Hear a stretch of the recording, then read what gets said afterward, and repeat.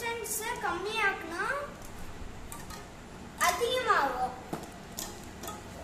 இது இன்னும் கொஞ்சம் கம்மி பண்ணா இன்னும் அதிகமாகும்.